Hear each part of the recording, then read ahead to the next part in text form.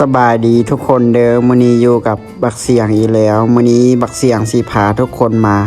เฮ็ดมักม่วงใบโบกกินเนาะเพราะว่าช่วงนี้มันก็มะม่วงสุกแห้งหลายเนาะป่าไว้มันก็ล้นเปื่อยเน่าไปเฉยๆเขาก็สิเก็บมักม่วงซ้อ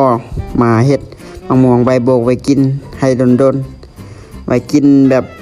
ลิ้นหรือว่าเอาไปเวียกกินก็ได้เนาะเพราะว่ามักม่วงซ้อนี่มันเฮ็ดกินแล้วมันแซ่บไปดีตอนนี้เขาก็กำลังคอดเอาอันข้างในมันออกเนาะบวงตักข้างในมันออกหลังจากเขาตักเอาข้างในมันออกแล้วเขาก็สิให้น้องสาวเขาเอาท้องย่างใส่มือเขามัดเนาะเพื่อว่าจะเอาข้างในของแกนมักม่วงออกเขาบ่มีท้องมือเขาก็เลยได้ใส่ท้องย่างเอาเนาะให้น้องสาวเขามัดไปมัดมาต่อไปเขาก็สิมาคั้นเนาะคั้นเอาเหยื่อหรือว่าเนื้อมักม่วงเนาะเอาให้มันออกให้มันได้ดีเนาะเขาก็คั้นไปคั้นมาแบบนี้เลยคั้นจนกว่าว่ามันสิได้เนื้อมันให้ได้เนื้อมันสดๆแล้วเขาก็สินำไปต้มเนาะอันนี้ก็คือเนื้อมักม่วงเนาะแก้มมันเขาก็สิบ่ทิ่มเขาเก็บไว้เนาะไว้ปลูกต่อหลังจากนั้นเขาก็มาดั้งไฟเนาะก่อไฟตั้งไฟเพื่อสีเฮาสีต้มเพื่อให้มันมีความหอมแล้วก็รสชาติดีต้มแล้วก็ใส่น้ำตาลพร้อมเนาะเฮาก็ดั้งไฟไปหลังจากไฟติดแล้วก็เฮาก็เกี่ยมโจมอเนาะ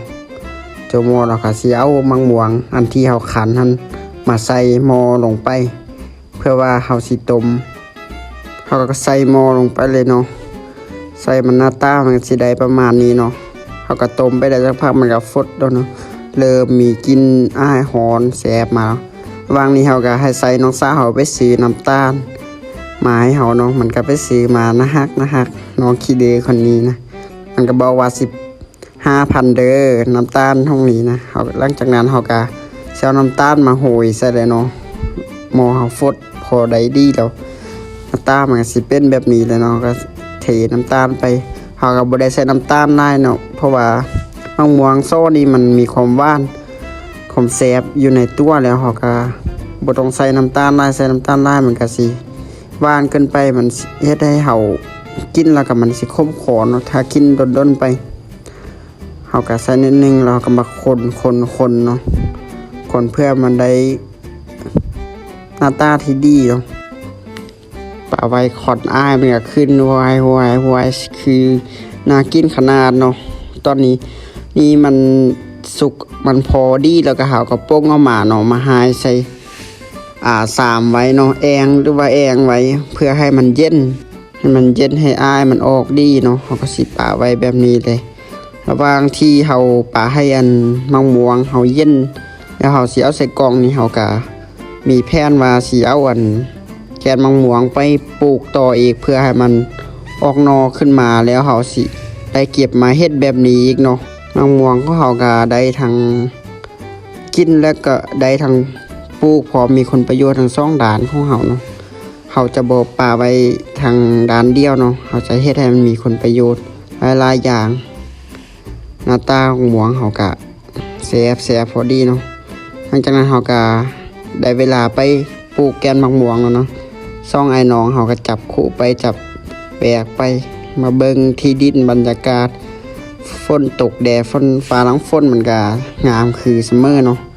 หลังจากนั้นเขาก็เอามังม่วงที่เขาเก็บเอาแกนไว้เมื่อกี้เนาะเพื่อสิมาเอาแหวกขูดแล้วก็เสียมักม่วงมาปักไว้หรือว่ามาปลูกคันเลยมากาเนาะเขาสิกาเอาไว้แบบนี้เลยกาจนกลัวว่าแกนมันสีออกนอหรือว่าขึ้นมาเนาะ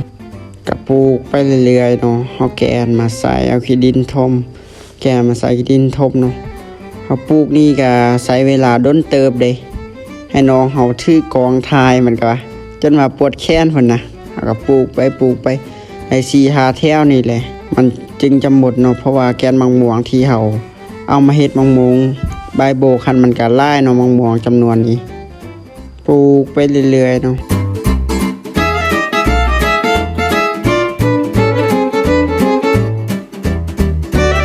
เ งจากนั้นเขาก็ปลูกบังม่วงของเขาเสร็จเป็นทีเรียบร้อยแล้วเนาะเขาก็ยกซ่องนิ้วสู่แล้วก็ไปได้เวลาที่เขาจะไปหายบังม่วงใส่กล่องไว้แล้วเนาะนี่เขาก็ถือกล่องให้น้องเพิ่นตักบังม่วงใส่กล่องไว้เพิ่นว่าปวดแขนเมื่อกี้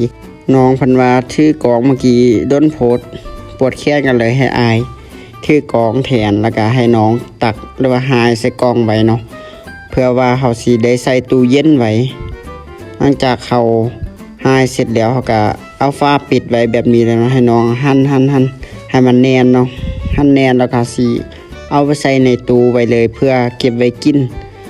โดนๆแซ่บๆเฮ็ดให้ตัวเองกินหรือว่าพ่อแม่หรืออายเอ้ยน้องกินเนาะไว้กินนำกันหลายๆคนเขาก็มาแช่ไว้ตู้เย็นแบบนี้เลยจบคลิปนี้จ้ะ